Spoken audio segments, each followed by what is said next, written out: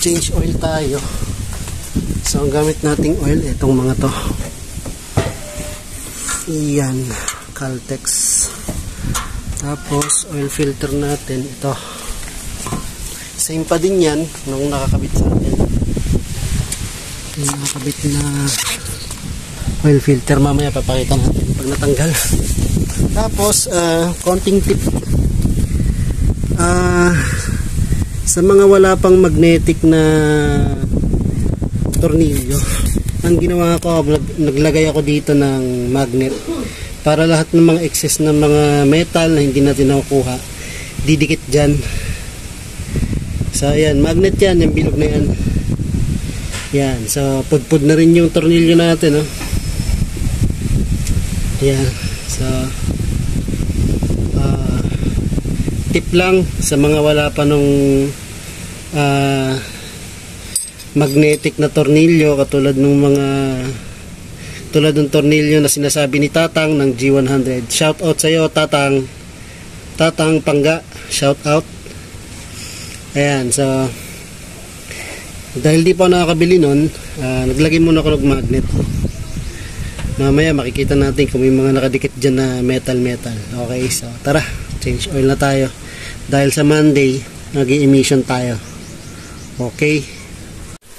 Ayun, so may mga nakuha naman, pero kasi medyo malinaw pa yung ating oil. Ayun. Medyo malalaki to, nakuha niya, pero hindi ganun kadami pa eh. So ngayon dinidrain na natin siya.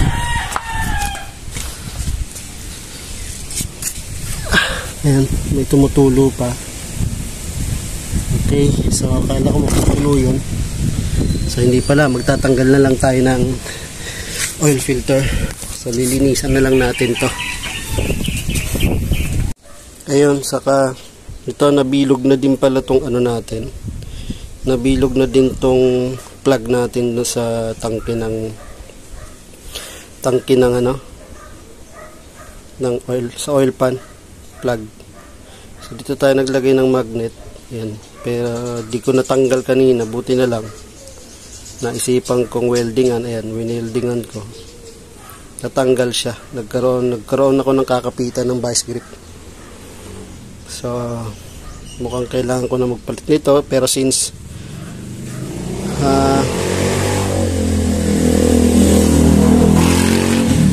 wala tayong naka-ready na pamalit, dapat pala bumili na ako bago ako mag-change oil. So wala tayong naka-ready na pamalit. Ito na lang ulit muna, since dahil nalagyan natin ng welding, mukhang okay pa.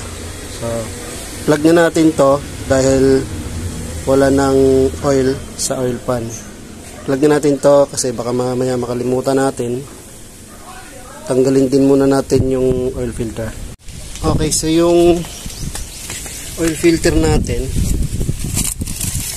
ayan, natanggal na natin. Vic C110.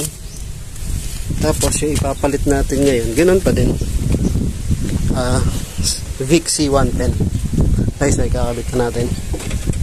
Tapos after nito ikabit, plug na kasi nakatagas na lahat. Ayan, okay, so tapos na tayong mag-change oil. Ilagyan na natin, ilagay na rin natin yung plug sa ilalim.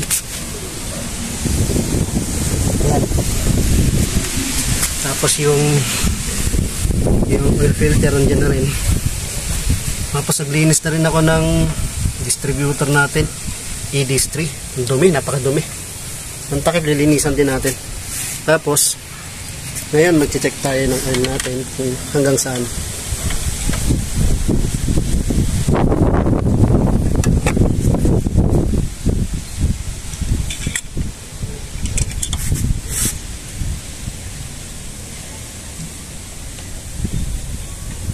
Ayun, full. Okay, so meron pa tayong natira.